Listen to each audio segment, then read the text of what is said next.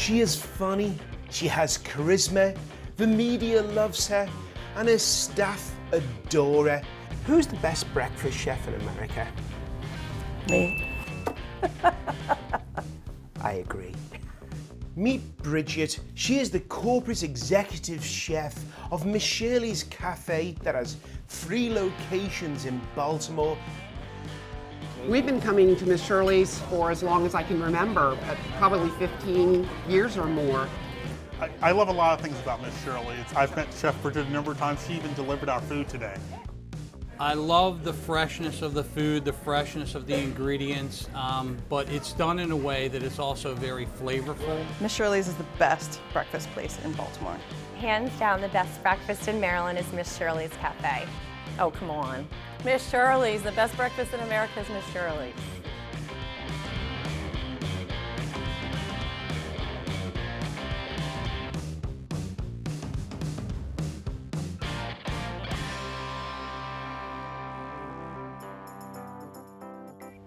Hello, friend. Hey, How are you? Good, how are It's you? been a while.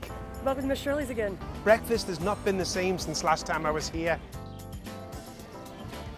Let's just stop for a moment.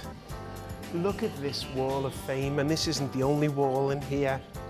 From a young female chef who started in a small restaurant to seeing this, and look what you've created from that.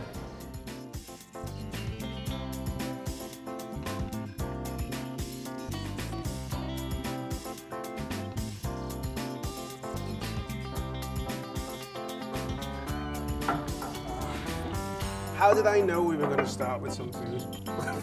Imagine that. This is like a party in your mouth. It's a party in my mouth? It's a party in your mouth. You can't go wrong with this. Is this almost like welcome to Maryland?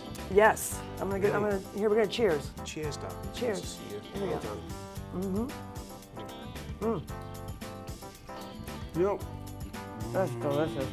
what was your first food experience? I grew up picking crabs. Like, by the time I was old enough to sit in a chair and be able to actually use my hands and pick crabs. You know, my mom is an amazing home cook. I was always very interested in what she was doing and and I was like, oh, I need more of this. Yeah. And my grandmother stopped by the house, and I made myself an omelet. And then I had like sliced strawberries, I'd fanned out, and my grandmother walked in, she was like, did you make that? I go, I sure did. She goes, that looks like it could be in a restaurant. And I was like, huh, maybe. Really? And from there, you know, just kind of found my way. When was you full-time? How old was you when you went full-time in the industry? I graduated high school, and my parents thought I was going to college, but I was working full-time in a restaurant.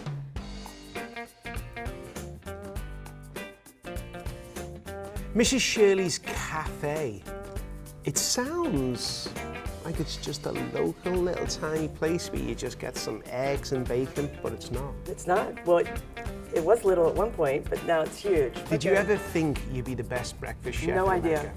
I had no idea. I just knew when I started Miss Shirley's with Eddie, the founder, who passed away, and I was like, I can make breakfast just as creative as people do with dinners. So I took it on as a challenge. Because everyone's like, oh, you got eggs, you got pancakes, you got waffles, you got bacon, you know, but now, you know, I took brunch, breakfast and lunch to a way different level. And the media just kind of blew up, and then we blew up. And a year later, we started building where we are sitting right now, which now seats 286 people. My favorite dishes at Miss Shirley's is one of the original dishes, the coconut cream stuffed French toast. So you have this challah bread that's stuffed with a rich and creamy cream cheese that's got a coconut flavor. So you're getting this color. It's like artwork when it comes to your table. My favorite dish that Bridget makes is definitely the Southern Slammer. You've got that crispy pumpernickel toast, the fried egg with the avocado mash. It's just delicious and perfect in every bite. I love the crab benedict, which is crab cakes on top of fried green tomatoes with an Old Bay hollandaise and steamed asparagus and this really delicious succotash. That's the best part of it, is when the egg oozes out all over the crab cake and you get that ooey, gooey deliciousness. So my favorite dish is the shrimp and grits. There's the corn sauce on the bottom, the fried green tomatoes are in a cornmeal, and then you have the grits, which are creamy corn. So it's like corn, but 3 different, like it works so well together. I think they love everything about Miss Shirley's. From from the time they walk in the door and the morning, hi y'all, hey y'all, to the service and to the managers. I mean, it takes a team.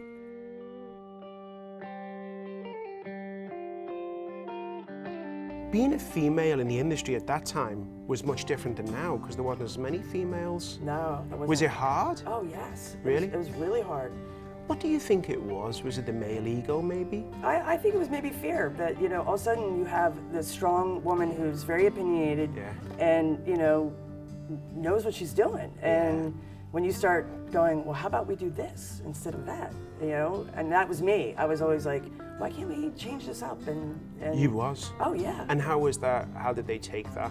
I think it, for a while, when I first started working under some of these chefs, they made me cry. I mean, I think I cried every day when I left. And at any stage, did you want to quit? Oh, absolutely. You did? Oh, of course. What stopped you? Just my drive and my passion for food. Yeah. I was like, no one's going to beat me up. Was you out at that time when Oh, you were yeah. working with the chefs? I was out. I was out when I started Miss Shirley's. I never thought anything of it. This is who I am, and Good. And that's the way it should be. Right. I think times are changing though, do you? Absolutely. I feel like you see more women chefs now. And I mean now we have tons of female line cooks. So I want to be their role model. You are their role model. I want them. So I don't want to lose my cool because I want them to see how I react in. I mean, we all know the restaurant business is stressful, so it's about taking those moments and not making them as stressful. And, you can set the tone. I feel like if you give more positivity, you're going to get a better outcome than screaming, throwing things at people. I feel like if you show people that, you can help other people. I don't mind even running food. I think one Sunday I spent my whole day running food because we were down a food runner. People were like, oh, the chef's running food? And every table I went to, they're like, oh, wow, and this is special. And now I'm married. She's beautiful. Yes. Your wife? Oh my God, she loves to eat. She does? Yes. When she comes here to the restaurant, she loves, her shrimp and grits. How did you meet your wife? I invited her over to my house for dinner. Was you nervous? No. You wasn't nervous? No. And so when she had me over for that dinner, that was it. It was love at first bite, for sure. That's how it went down. First bite, now we're married. That's just brilliant. I'm so proud of you. Thank you. I really am. I hope one day we see a Miss Shirley's everywhere. I think with your passion and this team we have around us, it's got to come outside of Baltimore. Hopefully we could do one maybe in warmer weather.